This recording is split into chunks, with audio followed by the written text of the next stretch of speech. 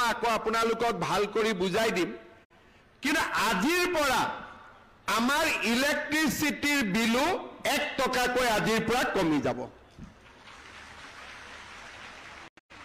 অৰ্থাৎ 1 মেত যেতিয়া ইলেক্ট্ৰিচিটি বিল আহিব 1 টকা প্ৰতি ইউনিটৰ দাম কমিব আৰু নৱেম্বৰ ডিসেম্বৰত মই পাৰিলে আৰু 50 পইচা 1 টকা ইলেক্ট্ৰিচিটিৰ দাম আৰু কমাই দিম এতিয়া চাকৰি লওঁতে পইচা দিব লাগে নেকি ঘোষ দিব লাগে নেকি 1 লাখ লৰা ছোৱালীয়ে আমাৰ চৰকাৰৰ দিনত টকা পইচা নিদিয়াকৈ চাকৰি পালে আৰু 50,000 লৰা ছোৱালীক আমি অক্টোবৰ মাহৰ 10 তাৰিখে টকা পইচা নোলোৱাকৈ চাকৰি দিম কংগ্ৰেছৰ দিনত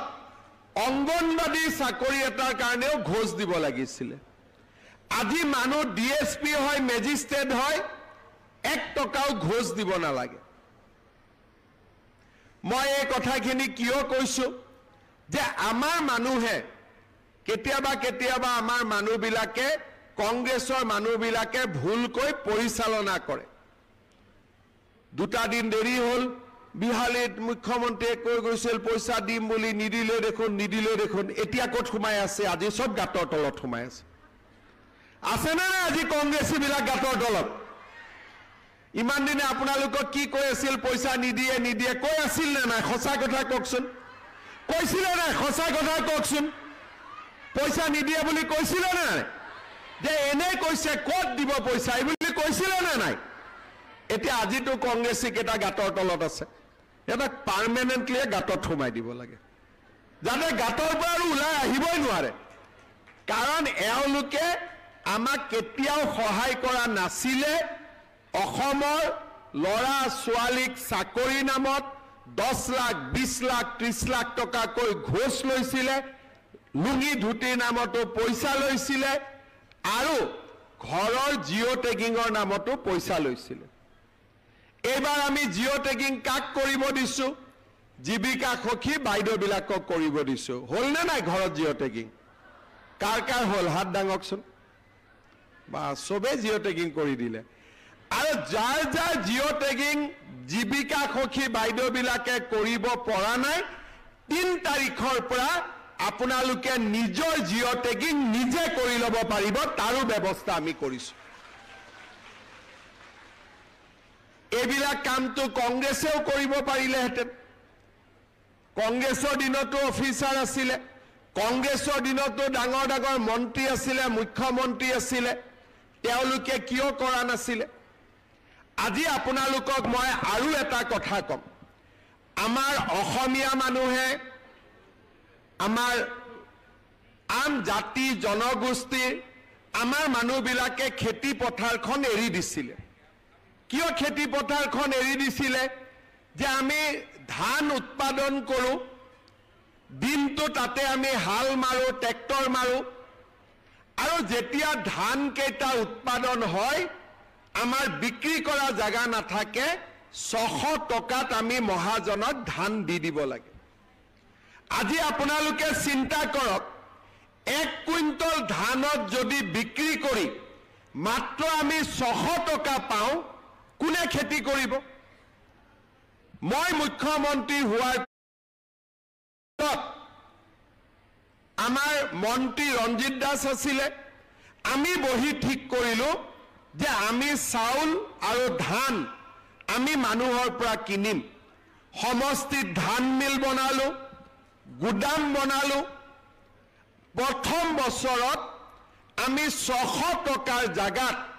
মানুহৰ পৰা 1800 টকাত আমি ধান কিনিলো মানুহে ধান বিক্ৰী কৰিলে আৰু মিলৰ মালিকেও 1800 টকা দাম দিবলৈ বাধ্য হল এই বছৰ আমি মানুহৰ পৰা ধান 2300 টকাত কিনি আছিলো আজিৰ পৰা এতিয়া আপোনালোকৰ সন্মুখতে মই খেতিয়কক চেক দিম আজিৰ পৰা ধানৰ দাম 2300 টকাৰ জাগাত 2550 টকাত আমি খেতিয়কৰ পৰা কিনিম অৰ্থাৎ আজিৰ পৰা মানুহে কৃষকে খেতি কৰি পেলাই এটা মূল্য পাব প্ৰধানমন্ত্ৰী ডাঙৰীয়াই কৃষক সন্মান যোজনাৰ নামত আমাৰ বেংকৰ একাউণ্টত প্ৰতি 4 মাহৰ মূৰে মূৰে টকা পঠিয়ায় আৰু আজিৰ পৰা ধানৰ মূল্যও 2550 টকাত আমি কিনিম আৰু 1 কুইণ্টল সৰিয়হ আজিৰ পৰা আমি 6450 টকাত আমি খেতিয়কৰ পৰা কিনা আৰম্ভ কৰিম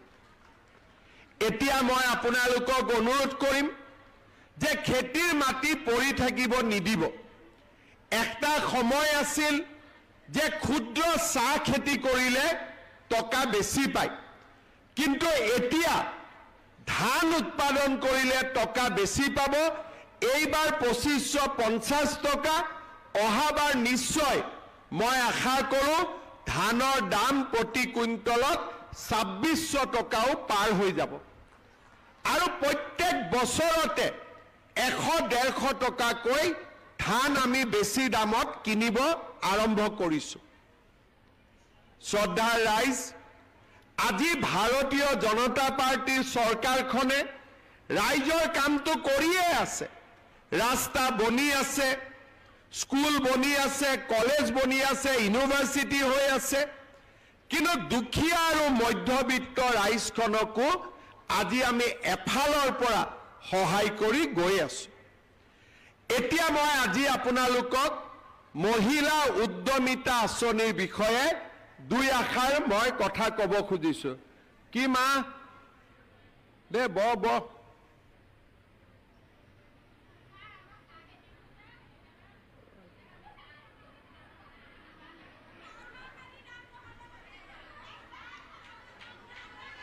বহিল মা এখেতসকলক বহাই দিয়ক মাইকৰ কাষত এতিয়া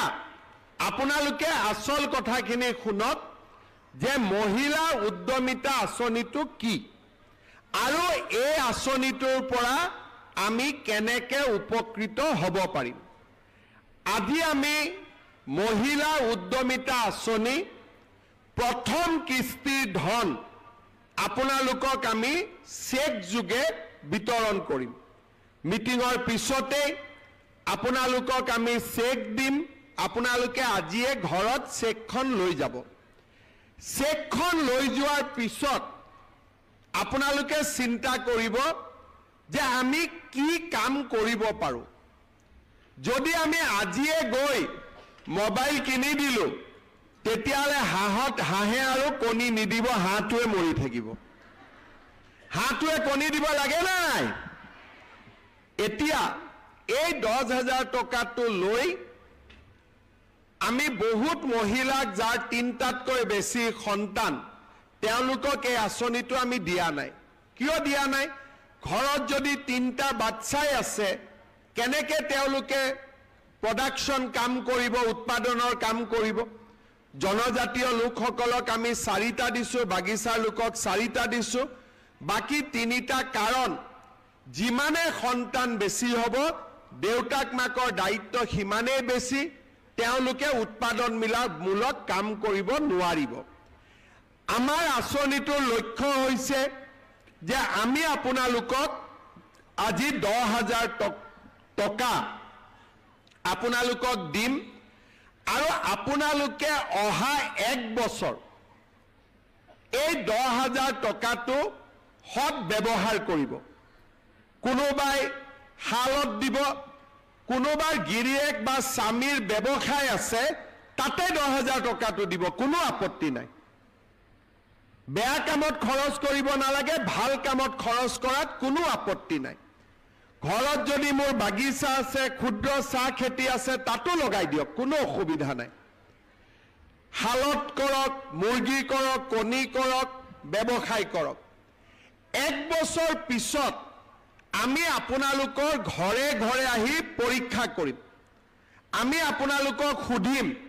যে আপোনালোকে টকাটো ক'ত ব্যৱহাৰ কৰিলে যিসকল আই মাতৃয়ে এই টকাটোৰ সৎ ব্যৱহাৰ কৰিব অহা বছৰ তেওঁলোকক আমি 25,000 টকাকৈ তেওঁলোকক আমি আগবঢ়াম। এই 25,000 টকাৰ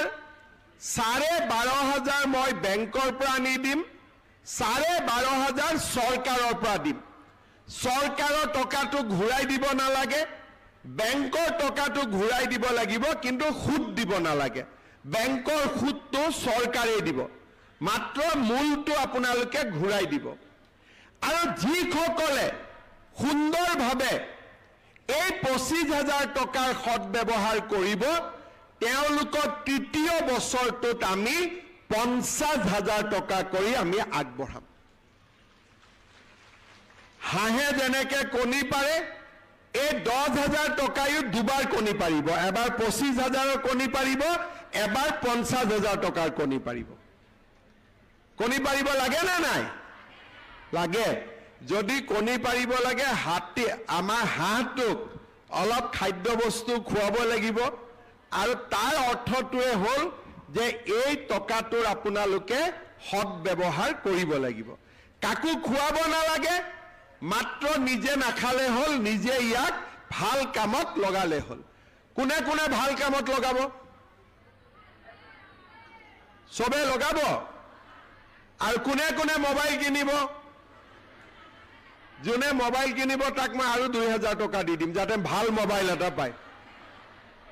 কোনে কোনে মোবাইল কিনিব? পিছফালে কোনোবাই মোবাইল কিনিব নেকি? নিকিনে।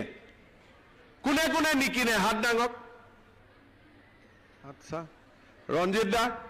মোবাইল দোকানীটো ব্যৱসায় বেয়া হৈ গ'ল। এতিয়া মোবাইল দোকানীবিলাকে নকলে হ'ল মামাক অহাবাৰ ভোট নিদিওঁ বুলি। চবে আশা কৰি আছে যে আজি উদ্যমিতাৰ টকা হ'ব,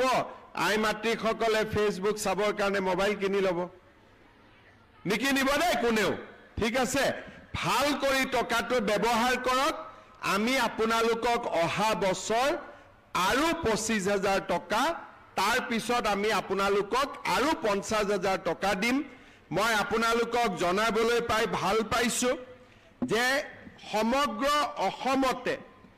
এই আঁচনিটোৰ জৰিয়তে প্ৰায় 30 লাখ, এগৰাকী দুগৰাকী নহয়, 30 লাখ মহিলা উপকৃত হ'ব। বিহালীত কিমান পাব একা আজি? 23,300 গৰাকী মহিলাই আজি বিহালীত 10,000 কৰি লাভ কৰিব। তাৰ মানে 230 কোটি টকা। মোৰ ঘৰত আহোঁতে 10,000 লাগে, কিন্তু যদি 10,000 আৰু 23,000 পূৰণ কৰি দিয়ে 230 কোটি টকা। আজি বিহালী সমষ্টিত আপোনালোকে 230 কোটি টকা লাভ কৰিব। আমি সকলোৰে যদি টকাটো হিচাপ কৰোঁ, এজনৰ ঘৰত 10,000 আহিব, কিন্তু সকলোৱে যোগ বিয়োগ কৰি দিলে 230